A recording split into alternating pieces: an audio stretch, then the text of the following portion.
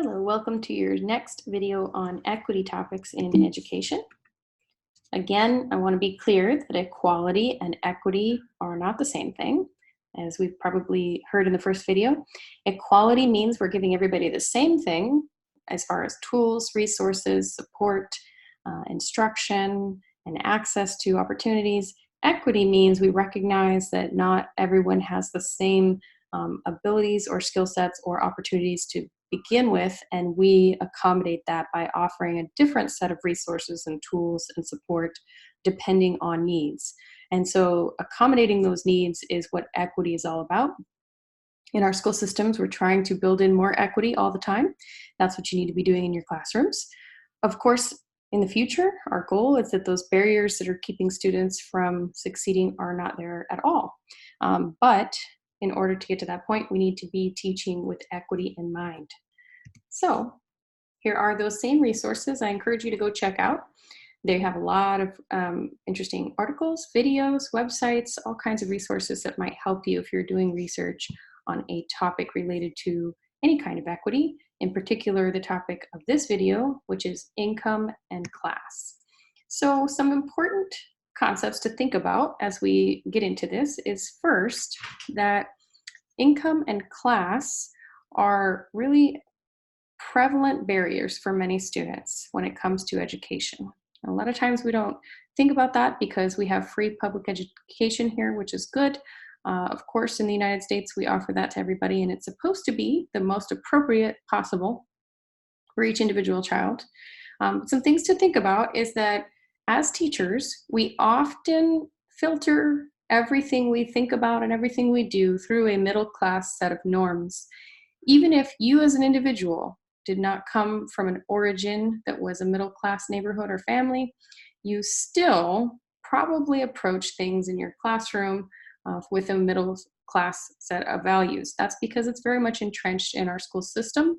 Our teachers taught us that way, and that seems to be very prevalent. And so it's important that we think about that and that we don't have expectations that are just more our cultural norms and things that we hope for in the middle class, things that we want in the middle class. We cannot blame people for not having that if they come from a lower income background. And so sometimes that becomes a difficult thing to identify as a teacher, and hopefully some of these resources will help you do that. So of course, we're talking about capital. There are three kinds of capital: economic, social, and cultural. And in this, we are talking about economic capital because we're talking about income and class. And so economic capital has to do with money, possessions, technology, and wealth. There are many others, of course, but these are primary ones that drive our economy and our culture. So considering that, if I'm a person who has a lot of money, possessions, technology, and wealth, then I'm likely to have more social capital, which are social networks and connections that can lead to upward mobility. This is not to say that low-income people have no social capital. They do, particularly within their own communities and with their own career paths and their own families and things like that. They do have social capital, but on a larger scale, what might lead to upward mobility or higher income or long-term positive outcomes in education, they might not have as much social capital as someone with more economic capital. Okay, so consider those things. Here are some theories we need to think about. Maslow's hierarchy of needs is a very important one, which we'll talk about in just a moment on the next slide. You've probably heard of it, but it will be something that you'll have to consider again and again as you are teaching and establishing what needs must be met before you can push students to a higher level academically. So another thing that is coming up again, which you probably saw in another video, is the achievement gap versus the concept of opportunity gap. And we want to shift the conversation towards the opportunity gap because the achievement gap tends to point the finger at students who are not achieving, while the opportunity gap points to the adults who might not be providing everything that those students need to have the opportunity to succeed. And so that's the approach we want to take, and there are two links there that can help you out. Now, I want to talk to you quickly also about a bad theory that we have decided to kind of kick to the curb in our field. We don't like it anymore. This was actually something I was taught with when I was in my credential program, and that is Ruby Payne's framework for understanding poverty.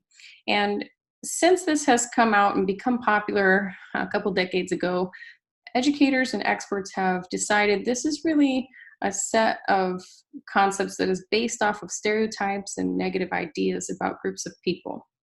And so we must understand how aspects of someone's life are impacted by a range of things like culture, race, income, but we can't confuse things like culture and race with situations like income. Okay, so she has this kind of idea in her book that poverty is a culture. And one simple way to look at it is when I say this is cultural and this is my culture, I tend to be talking about something positive. Whereas poverty is not necessarily something positive, it's more of a negative circumstance. It isn't who you are. Now, there are areas in your life that are impacted and shape who you are that have to do with your income level, of course.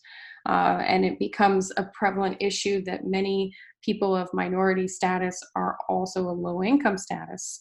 But that doesn't mean that those two are the same thing. So we have to be careful not to confuse those things. And she has been highly criticized for this concept of a culture of poverty. Okay, so it's important that you watch for that. Don't buy into negative stereotypes about low-income families. All right, I mentioned Maslow's hierarchy of needs already. Here it is. This is a little graphic, and there's a link down there that leads you to more information at the bottom. But this concept is probably something you saw in maybe your psychology class or a sociology class at some point. But the concept says that all humans have basic needs that must be met before they can grow and develop greatly in their psychological needs. And those must be met before we can grow and develop in our self-fulfillment needs. It's very rare that someone will get to a point of self-actualization if they are hungry, don't have adequate water, clothing, safety, those kinds of things. So we want to think about what our students are going through, what they need, and just be aware of all those needs and try to connect them with resources as we see fit. If we find that students do not have those basic needs, that seems to be like a more important thing we address before we try to push them academically to a higher level. That does not mean that if you have low-income students in your class, you don't teach at a high level. Of course you do, but as a teacher, you want to be aware of what resources you can connect them with and provide. Okay, so I have put this in every video, and I want you to really use it and start looking up some details about schools around you. The first link will take you to DataQuest. You can look up the income levels. In K-12, we tend to use the status of free and reduced lunch or Title I school to indicate low income status or poverty. And so when a family is low enough income that they qualify for free or reduced lunch, that gets codified into a database, and then we can see how many students in that school fit that need. And a lot of our schools are Title I schools, and have majority of our students are on free and reduced lunch, or all, even in some places. So some things to think about when you're looking at this kind of information is how funding works. I think that it's important because a lot of times we hear studies on what kids can achieve because of their parents' income level or what resources they have at home. And those are important, but as teachers, you also want to understand where the money comes from and how does it get down to you in your classroom when it comes from the state or the federal government. And so it's important to think about funding in the sense that it will have drastic impacts on student outcomes, in the sense that students need access to qualified teachers. We've often heard that low-income schools have high turnover rates, so we tend to have less qualified teachers teaching at those schools. Access to appropriate curriculum. The other video had an example of that, where we have outdated curriculum, or we have less technology to teach the curriculum. We have old books, we have less than we need to do it, or just not culturally relevant curriculum. The other one is access to support. How many additional staff members do we have? Do we have an after-school program? Do we have other resources to provide those additional services? That is all related to school funding. And so low-income schools often have these, but it is always a challenge to make sure they are constantly funded and replenished and provided. The next concept here is that research indicates some inequality and funding inequality um, impact achievement, the achievement gap. Sorry, lost my spot there. Research indicates income inequality and funding inequality impacts achievement gap. There we go. And so many times we get to a point where we're blaming home life or blaming parents or we're blaming a economy, but it is a shared responsibility. So yes, lower income families face more barriers in school. That is true. But funding in schools and school districts also impacts that. And part of what you have to do with that is being knowledgeable on it, casting your vote the right way when you go to the ballot, being aware of how the funding works and how it trickles down into your paycheck and to your classroom. So there are a couple links here you can check out as far as how public school funding works. That first one is a nice big PDF that is a good study that explains all of that to you. And then the next one is a link to a website that shows you state by state which ones spend more money per pupil. And when you see per pupil, that means per student. So they take all the money that goes to those schools and how many students are there, and they do the math and figure out how many are they spending on each kid. And so when a state spends more per kid, it'd be interesting to see, do they have better outcomes? Often they do. Okay. All right, so some things to think about as far as application. Now that we know income and class are important and impact our educational outcomes, what do we do about it?